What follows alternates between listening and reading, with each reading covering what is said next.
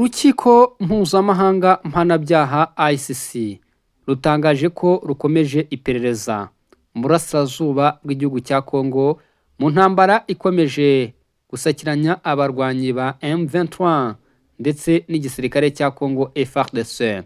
Turaje tubyinjiremo, ariko ku rundi ruhande turongera turebere rimwe inkuru ivuga ko FARDC FDNB Bazalendo barimo gutegura igitero Karundura Karahabutaka Tura.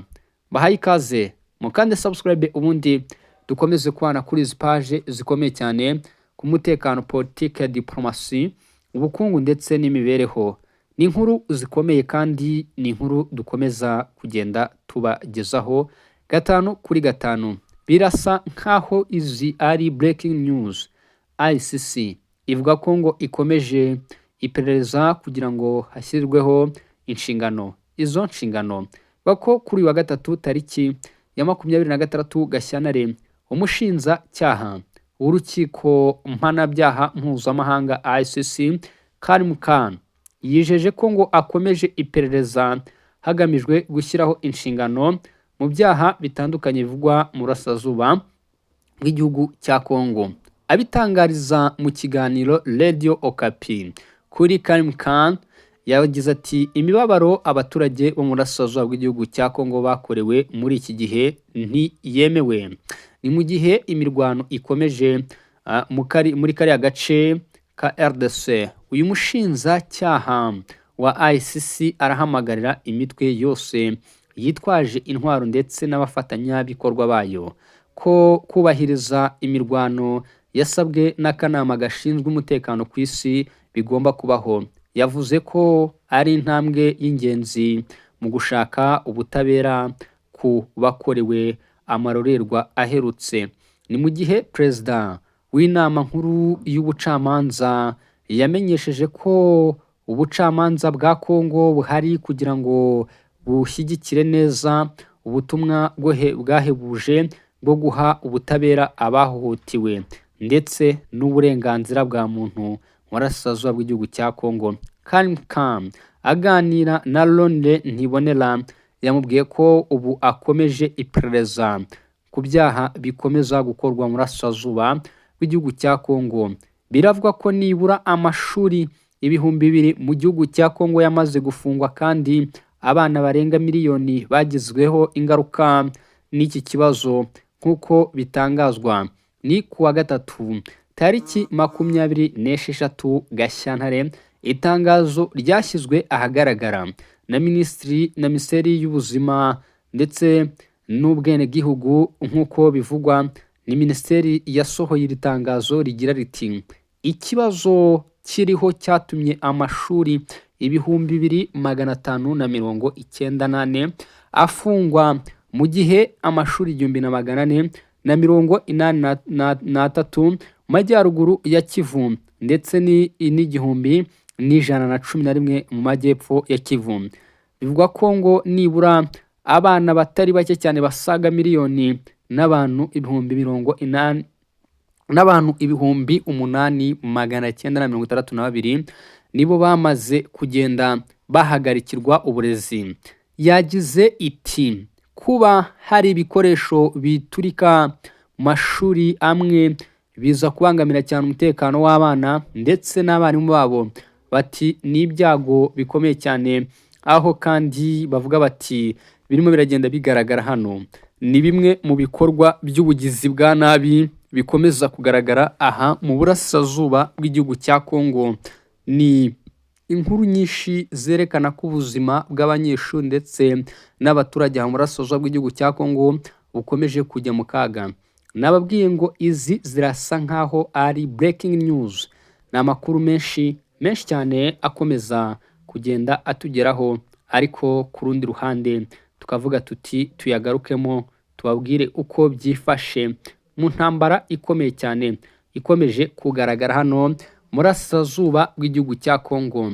Ni urugamba rukomeye kandi rukomeye koko, aho ubona ko intambara ikomeje kuba akasamutwe. Leta ya Congo ikomeje gushaka icyo yakora mu gihe izi nkiko rero zikomeje kurebera hamwe ikibazo gifitwe n'abanyekongo batari bakeya. Ese M23 ishinzwa guteza ibibazo mu gihugu cya Kongo biraza guhosha bite?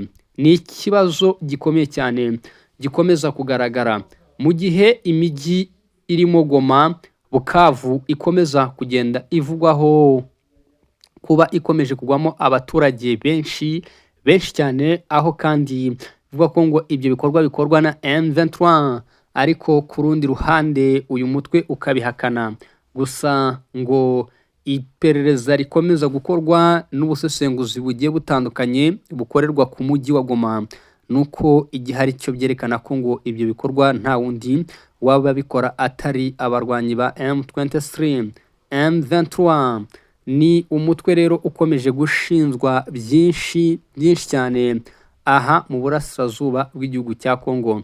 Ni mu gihe natwe duhari ku bwanyu mu rwego rwo kubaramburira inkuru zikomeye cyane tubabwira uko byifashe. Nyuma y'ibyo byose hari amakuru yemeza ko abarwanyi ba M23 ngo kugeza amagingo ngaya bitazigera biyoberana, hashobora kuza kubaho gutakaza abasirikare benshi kubw'igitero gikomeye cyane ingabo z'u Burundi zishobora kuba zirimo zirategura.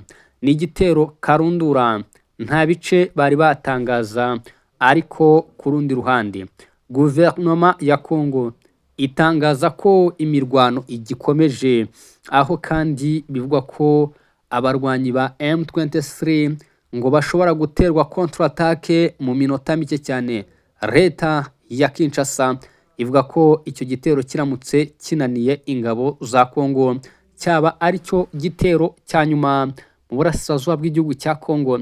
Ni intambara ikomeye cyane, ndetse rukaba urugamba rukomeje gufata indi ntera aha mu burasirazuba bw'igihugu cya Kongo. Amakuru dukomeza kugenda tubakurikiranira nuko intambara ikomeye kandi ikomeje mu bice bitandukanye, birerekana ko urugamba rukomeje kwiyongera, aho byerekana ko ubu umutwe wa M23 ukomeje guhangana bidasubirwaho n'ingabo za Kongo FARDC.